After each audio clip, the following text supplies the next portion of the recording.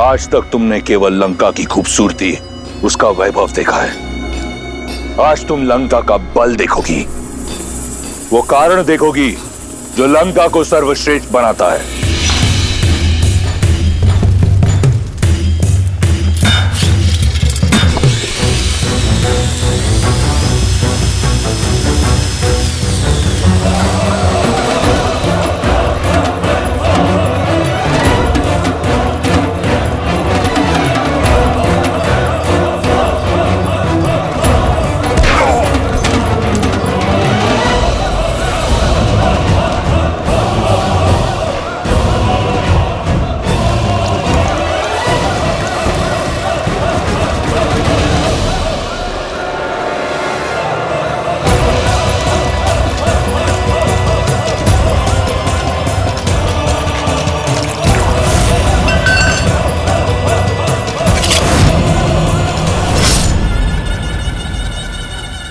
मुख मत मोड़ो सीता, इस दृश्य को अपने मन में, अपने मस्तिष्क में सजा लो।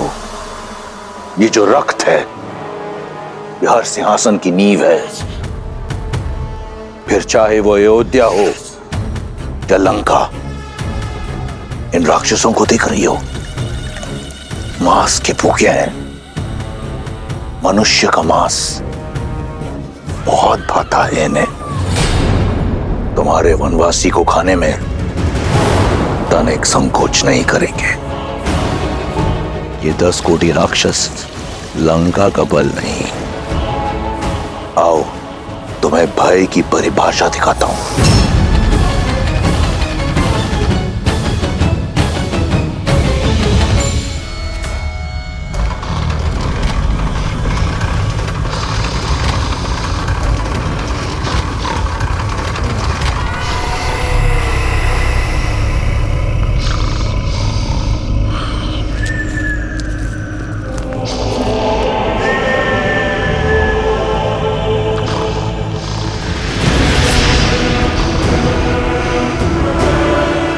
ये पग जहां पड़ते हैं, वहां का मानचित्र बदल जाता है।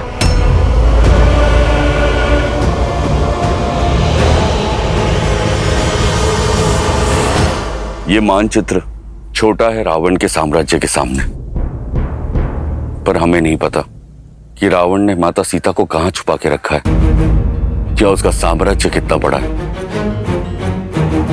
इसलिए हमें संसार के कोने कोने में माता सीता को खोजना होगा। एक दल पूर्व में जाएगी, एक उत्तर में, एक और मेरा सबसे योग्य दल हनुमान, जामवंत, नल, नील और अंगद दक्षिण की ओर जाएंगे, जहां माता सीता के होने की सबसे अधिक संभावनाएं हैं। अंगद, तुम जाकर सभी वानरों को सूचित करो। मैं कुछ और तैयारियां करता हूं।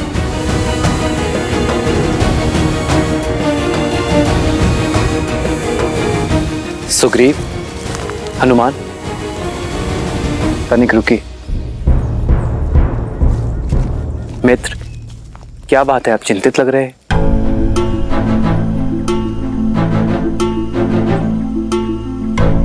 जो कहने जा रहा हूं उसके लिए पहले से मैं आपसे क्षमा चाहता हूं, किंतु मेरा विचार है कि माता सीता की खोज में हम वानर जाए और आप लक्ष्मण भैया के साथ यहीं गिरिराज पर्वत पर रुके। क्या ये कैसे संभव है वानर राज? भाभी माँ की खोज में हम दोनों ही ना जाएं? समझने का प्रयास करे भ्राता लक्ष्मण। एक कारण हम वानरों की तीव्रता है। वन में हमारी गति से मेल खाना बहुत कठिन होगा आपके लिए। और दूसरा कारण? भैया, महाराज सुग्रीव ने इस संसार के सभी वानरों को एकत्रित किया है। प्रभु श्री राम के नाम पर जिन वानरों में आपके बल और शक्ति के लिए श्रद्धा है, वो सभी वानर हमारी सहायता के लिए तत्पर हैं। और वो बस इसीलिए कि प्रभु श्री राम उनका नेतृत्व कर रहे हैं। वो सभी यहाँ इस गिरिराज पर्वत पर आएंगे। यदि प्रभु श्री राम यहाँ पर होंगे तब उनका मार्गदर्शन कर पाएंगे, उन वानरों को प्रेरित कर पाएंगे, सामान्य हित के लिए एक कर पाएंगे भैया। जिस राम नाम के लिए इस संसार की समस्त वानर सेना एकत्रित हो रही है, यदि प्रभु श्री राम यहां पर नहीं होंगे तो भैया सेना का मनोबल टूट जाएगा। भैया और प्रभु, आप हम पर विश्वास कीजिए, माता सीता को खोजे बिना चैन की सांस नहीं लेंगे हम।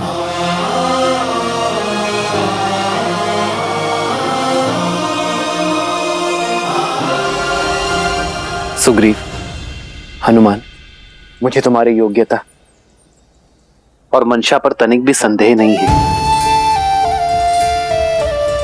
और नीति भी यही कहती है कि सर्वप्रथम गुप्तचरों को ही भेजना चाहिए। आप सीता को खोजिए, मैं और लक्ष्मण यही प्रतीक्षा करेंगे। यहां रहकर वानरों का मनोबल बढ़ाना भी एक बड़ा कार्य है मित्र, और यहां राज्य के अन्य कार्यों में भी मैं आपकी सहायता कर सकूंगा।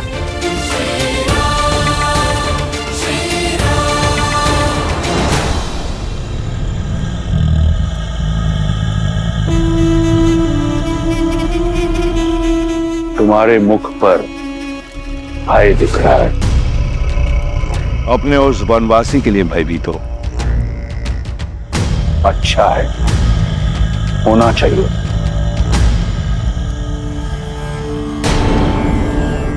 एषा केतुः परम संख्ये मुखे वै सर्वा रक्षासम् कुंभकर्णः सदा शेते मूलो ग्राम्य सुखे रतः तम प्रविश्य महादेव राम सर्वतो योजनायतम्। यह मेरा अनुज कुंभकर्ण है। ब्रह्मा का वरदान प्राप्त है इसे। 6 माह तक निद्रा में रहता है और 6 माह तक यह विनाश का सूचक है। लंका और लंकेश की अभय ढाल है ये। और उन 6 माह में मेरा भाई अजय और अमर है। अब ये मत कहना कि तुम्हारा वनवासी ब्रह्मा के वरदान से लड़ सकता है। कुंभकर्ण जैसे ना जाने कितने योद्धा लंका में। मेघनाथ जैसा प्रतापी पुत्र है जिसने स्वयं इंद्र को परास्त किया है, जिसके पास सभी अमूल्य दिव्यास्त्र है, पशुपातास्त्र, सम्मोहनास्त्र और ब्रह्मास्त्र। क्या लगता है तुम्हारा वो वनवासी लड़ पाएगा इनसे? क्या हुआ? मौन है। तुम्हारी आशा के सारे दीपक बुझ गए। स्वप्न है तुम्हारा, टूटेगा जब मेरे श्री राम आएंगे। तुम्हें क्या लगा मुझे यहां लाकर भयभीत कर दोगे तुम? तुम्हारा ये छल भी मेरा बल बन गया। मेरा विश्वास और अधिक दृढ़ हो गया कि तुमने मेरा हरण अपने विनाश के लिए किया है, कि श्री राम को ये वनवास तुम्हारे पाप के अंत के निमित्त से मिला है।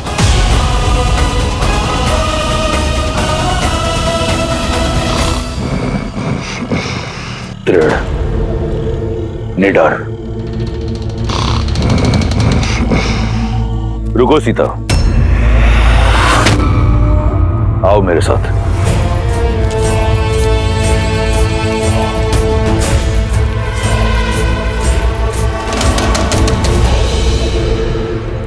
विश्वास है ना तुम्हें राम के आने का? तो ठीक है, दिया समय तुम्हें 1 वर्ष का।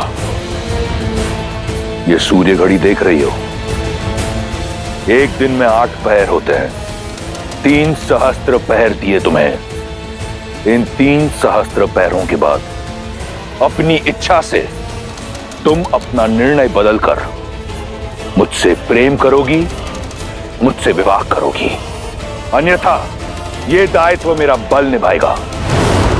अब से हर क्षण जब तुम राम को स्मरण करोगी तो रावण का विचार भी तुम्हें अवश्य आएगा।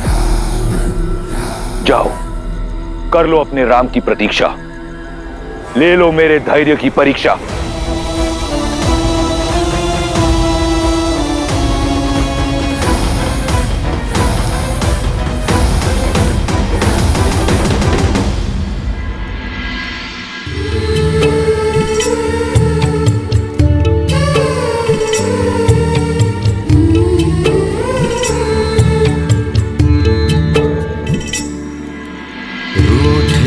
से लगते सांसों के धागे, भीगे ये नैना सोए न जागे।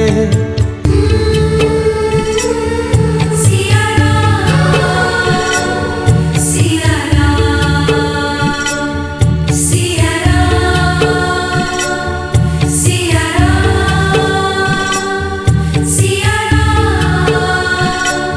सिया की आग में जले सिया राम। एक है तन और एक है प्राण।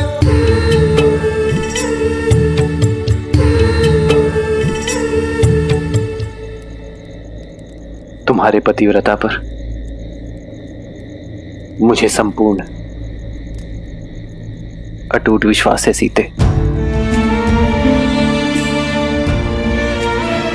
और मुझे ज्ञात है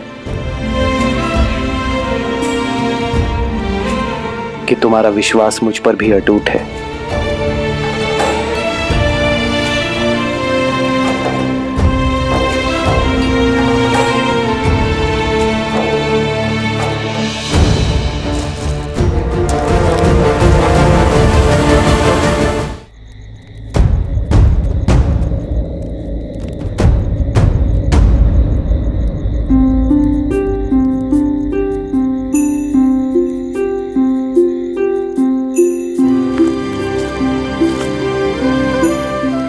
हनुमान,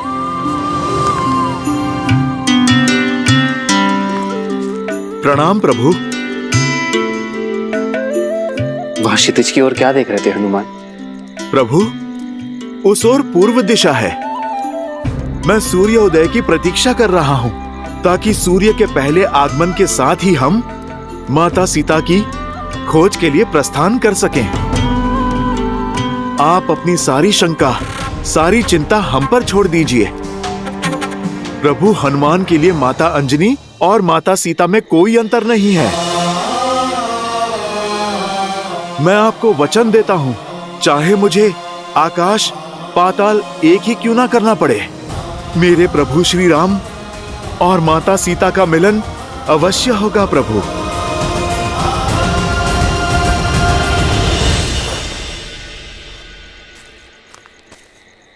हनुमान के रहते इस राम को कैसी चिंता, कैसी शंका। अब सूर्य की किरण धरती पर पहुंचे या ना पहुंचे, मन में विश्वास की किरण अवश्य आ गई है हनुमान। मुझे विश्वास है कि तुम मेरी सीता को ढूंढ लोगे।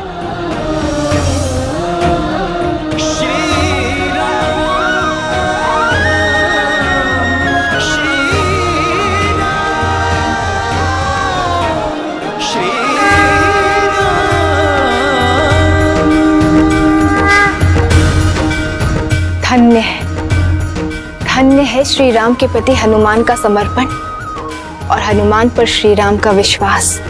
देवी, श्री राम और भक्त शिरोमणि हनुमान का संबंध केवल भक्त और भगवान का संबंध ही नहीं है, अपितु मित्रता की पराकाष्ठा भी है। राम और हनुमान की ये जोड़ी दो जातियों, दो प्राणियों के निस्वार्थ प्रेम की, मित्रता की गाथा है। इनकी एक दूसरे के प्रति निष्ठा, विश्वास और समर्पण कालांतर तक स्मरण रखे जाएंगे। हनुमान के विश्वास ने तो मेरे मन में भी आशा का दीप जला दिया है। अब तो लगता है कि शीघ्र ही देवी सीता की खोज होगी और रावण के पास से उन्हें छुड़ाने की यात्रा आरंभ हो जाएगी। जो यात्रा इतनी सरल हो देवी, वो ना तो प्रेम की यात्रा, ना ही मेरे प्रभु श्री राम की यात्रा हो सकती है। श्री राम की ये यात्रा अत्यंत कठिन है।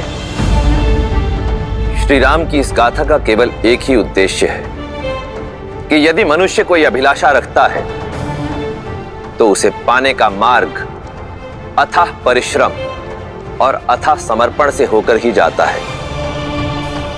इसीलिए वो हमारे आदर्श है और शीघ्र ही ये संसार भी जान जाएगा कि क्यों राम ही मर्यादा पुरुषोत्तम श्री राम है। मैं कुछ समझी नहीं। देवी, कथा में व्यथा क्यों है, यदि ये समय से पूर्व बता दिया जाए तो कथा का आनंद अधूरा रह जाता है। थोड़ा धैर्य रखिए, शीघ्र ही आपको स्वयं ज्ञात हो जाएगा कि मेरे शब्दों का तात्पर्य क्या है और इस कथा में आने वाली व्यथा का कारण क्या है। साथियों, हम यहाँ इकट्ठा हुए हैं उस साहस के समर्थन के लिए जिसने वानर समाज को एक नया अर्थ दिया है। हम वानरों के नवीन युग का आरंभ है ये, और अब वचन निभाने की बारी हम वानरों की है। हम संपूर्ण सृष्टि के कोने कोने में माता सीता के चिन्ह खोजेंगे, उन्हें रावण के प्रकोप से मुक्त कराएंगे।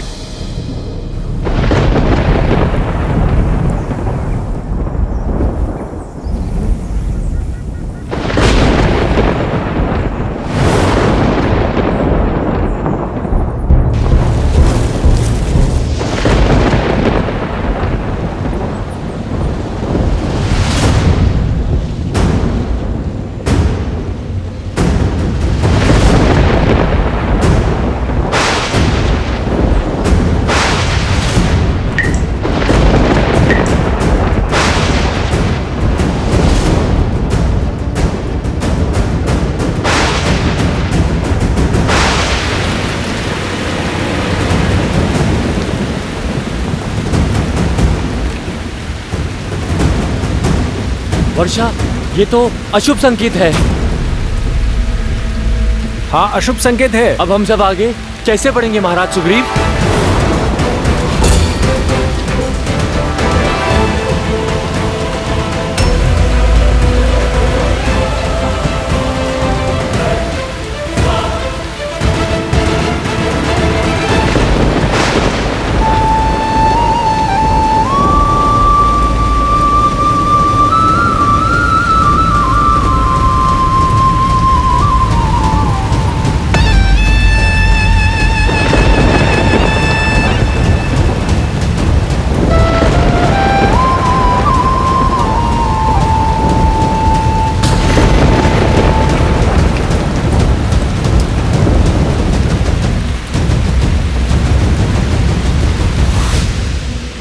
चतुर्मास आरंभ हो गया है लंकेश।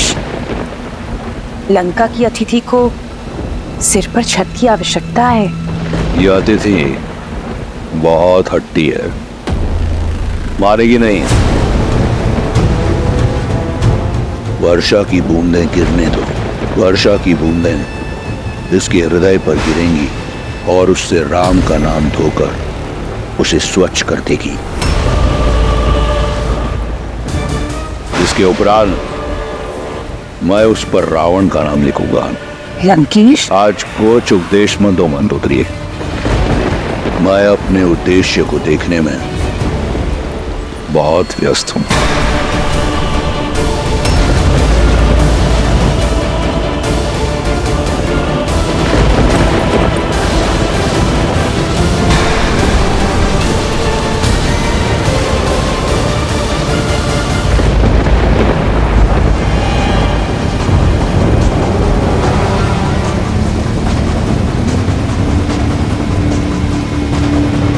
क्या हुआ? क्या बिजलियों की गड़गड़ाहट मात्र ने वानरों की इच्छा शक्ति को डगमगा दिया है?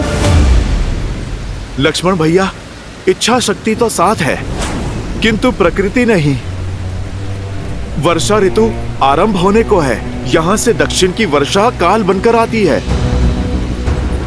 नदी जल स्रोत वेगवान हो जाते हैं। बाढ़ आ जाती है।